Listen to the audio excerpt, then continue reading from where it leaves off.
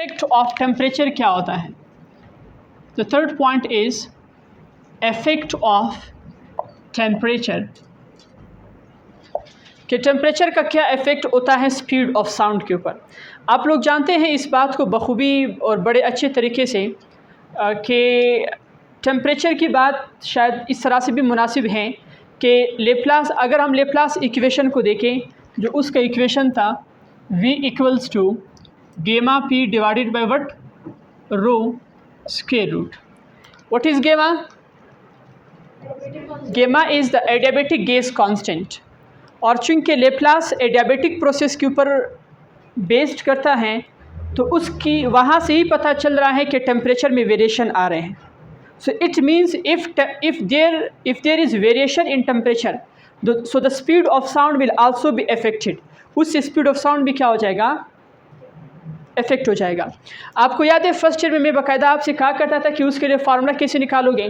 Density का formula है मास per unit volume, volume को ऊपर शिफ्ट करें तो प्रेशर और वॉल्यूम हुआ, फिर आइडियल गैस लॉ को यूज़ करें PV इक्वल्स टू NRT। समझ आ रहा है कि जो मैं प्रूफ नहीं करवा रहा हूँ, कि आप लोग होशियार स्टूडेंट हो, मेरी बातें समझ लेते हो। PV equals to NRT, R is ideal gas constant, N is the number of moles and T this is the temperature. ये क्या है? टेम्परेचर है। और टेम्परेचर ऊपर आ रहा है कि नहीं आ रहा है? तो ये V is proportional to what, square root of temperature. समझ आया? प्रूफ भी मैंने आपको बता दी। तो इसका मतलब ये हुआ कि अगर टेम्परेचर को बढ़ाओगे तो स्पीड ऑफ साउंड भी साथ में क्या होता जाएगा? बढ़ता जाएगा। यहाँ से मुझे एक सवाल का जवाब दो, हॉट एयर और कोल्ड एयर किसके अंदर स्पीड ऑफ साउंड ज़्यादा होगा? किसके अंदर साउंड तेज़ी के साथ ट्रेवल करेगा? हॉट एयर में या कोल्ड एयर में? हॉट एयर में, जिसका टेम्परेचर ज़्यादा है उसमें क्या होगा? तेज़ी के साथ स्पीड ऑफ साउंड उसके अंदर साउंड तेज़ी के साथ ट्रेवल करेगा। और अगर हम बात करें कोल्ड एयर की तो बनिस्बत हॉट एयर के कोल्ड एयर में जो स्पीड ऑफ साउंड होगा उसकी जो रफ्तार है, जो स्पीड है साउंड की, वो क्या होगी? कम होगी। इसमें कोई इशू तो नहीं है। So the sound travels faster in hot air than that of cold air.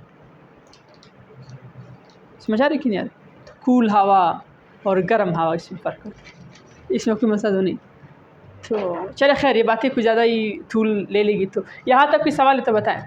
अब अगर आपको 2 गैसेस गिवन हो डिफरेंट टेम्परेचर्स पे, और आपसे कहा जाए कि भाई किस गैस का जो है वो स्पीड ऑफ साउंड, किस गैस में जो साउंड है वो किस गैस में ज़्यादा तेज़ी के साथ ट्रेवल करेगी, तो आप देखेंगे उन सैंपल के गैसेस को। अगर कोई गैस हैं वो ज़्यादा टेम्परेचर पे हैं, उसकी टेम्परेचर ज़्यादा है, तो आप कहेंगे कि भाई जिस गैस की टेम्परेचर ज़्यादा है उसमें साउंड की जो स्पीड है वो क्या होगी? ज़्यादा होगी। ये बातें समझ आ रही? इसके लिए एक फार्मूला है speed of sound in air के लिए जो आप लोगों ने निकाला था, मेरे ख्याल में अभी भी थोड़ा थोड़ा आपको याद होगा। वो फार्मूला ये है, VT speed of sound at some small temperatures equals to VO speed of sound in air plus 0.61 T। T कौन सा टर्म है? Very good. T is the given temperature जिस पे आप मालूम करना चाहते हैं कि इस टेम्परेचर पे स्पीड ऑफ साउंड कितना होगा, ये आपके पास है। अच्छा खैर, इस फार्मूले के मुताबिक, ये भी यूज़फुल फार्मूला है, आपको याद होना चाहिए। इस फार्मूले के मुताबिक जो एयर के अंदर स्पीड है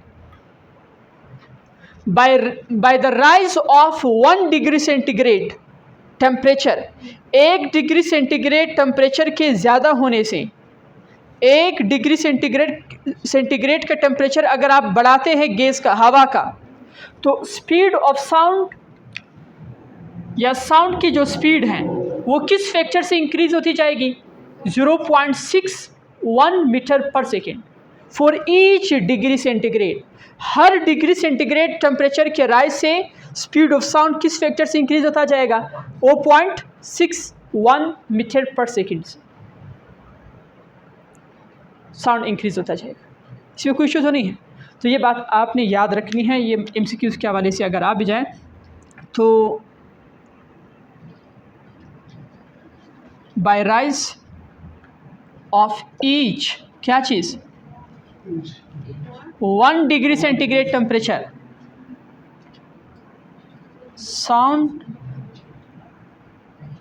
स्पीड या speed of sound increases by, चलिए स्पीड ऑफ साउंड करें, स्पीड ऑफ साउंड इंक्रीजेस कितना 0.61 मीटर पर सेकेंड।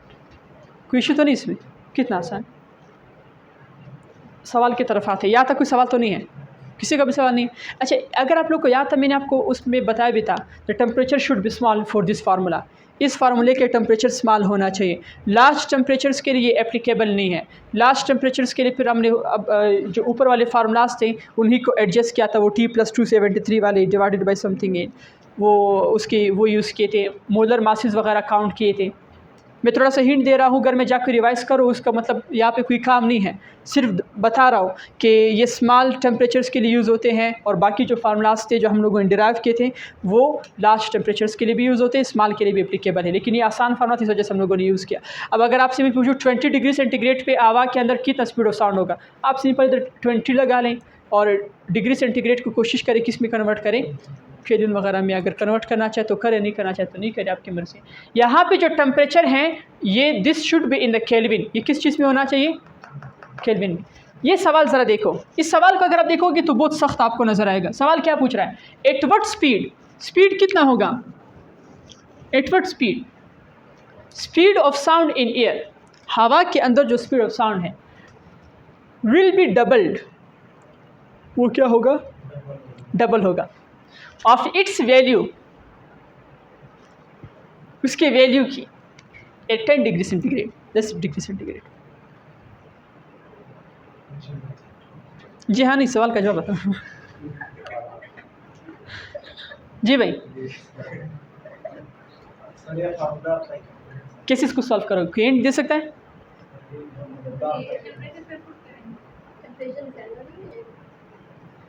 टेन डिग्री सेंटीग्रेड तो ऐसा टेम्परेचर है कि वो कोई ऐसा टेम्परेचर नहीं, स्मॉल टेम्परेचर में। ये अप्लाई करोगे तो फिर इसको क्या करोगे? डबल, वो खुद ब खुद डबल हो जाएगा। सर आप अपने सवाल पे सोच लें, सवाल समझ नहीं है। सवाल ये कह रहा है व्हाट एट व्हाट स्पीड, कौन सा स्पीड होगा परवेज, स्पीड ऑफ साउंड हवा में, कि उसकी वैल्यू डबल हो जाए, 2V हो जाए, किस टेम्परेचर पर?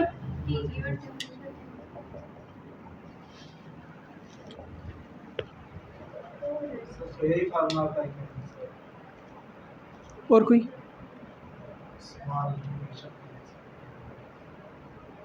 मैं एक फार्मूला बताऊँ आप लोगों को, तो मसला तो फिर उसमें नहीं होगा। अच्छा, हमेशा याद रखें इसके लिए एक फार्मूला यूज़ होता है, एक जनरल मतलब एक ट्रिक, जिसको कि क्या लिए ट्रिक कह ले, चलो, n²t। n, what is n? Number of times for which speed of sound doubles. जितने टाइम्स जितना time speed of sound double होता है उसको n से डिनोट करते हैं। What is t? t is the given, कहाँ चला गया ये? t is the given temperature. ज़रा देख लें कितना टाइम्स हमारे पास इंक्रीज ज़्यादा होता है? 2 टाइम्स, ये 2 हुआ। ऊपर क्या लिखा है? स्क्वायर मल्टीप्लाई बाय टी कितना है? 10 डिग्री सेंटीग्रेड। लेकिन मैंने कहा डिग्री सेंटीग्रेड को कन्वर्ट करना है किस चीज़ में? केल्विन में। कैसे करोगे? प्लस 273 करोगे। तो ज़रा देख लें, तो 10 + 273, 4 मल्टीप्लाई बाई, ये कितना हो जाएगा? 283 हो जाएगा, 83 नहीं हो जाएगी ना, लिखो। अब इसको मल्टीप्लाई करें, आंसर कितना आएगा? 4 × 12, 4 × 32, ऐसे ही है ना। और हमने वहाँ से कैरी भी किया था 1, 33 हो गया। 4 दूनी 8, 8 और 1, 8 और 3 11, ऐसा ही है आई थिंक। अच्छा वही यार, 33 3 छोड़ा मैंने। नहीं, एक मिनट दोबारा चेक कर, एक मिनट, रिलैक्स, कूल बिल्कुल तसल्ली के साथ, वरना फिर स्पीड ऑफ साउंड तो आपको पता है कि वो सही है। 4 × 12, 1 हासिल 8 चौक 32, 32 और 1 33, और 33 का 3 और 3 हासिल, 4 दूनी 8, 8 और 3 11, 1132।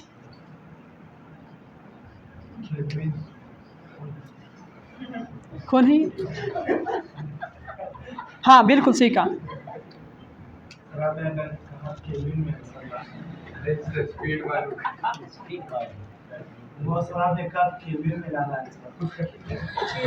अच्छा सर सही है, वो तो उसको हम लोगों ने चेंज कर लिया ना, वो तो ये है, इसमें कोई इशू तो नहीं है मेरा चीज़ फ्रेंड्स। अच्छा ये आपके पास क्या है, सिंपल से स्टेप से जो हम लोगों ने कर लिए हैं। यहाँ तक कोई सवाल है किसी का तो पूछ। इस पे न्यूमेरिकल सॉल्व करेंगे, लेकिन डॉपलर्स इफेक्ट का टॉपिक भी साथ में पढ़ेंगे, वो भी साउंड का है। लिख लीजिए।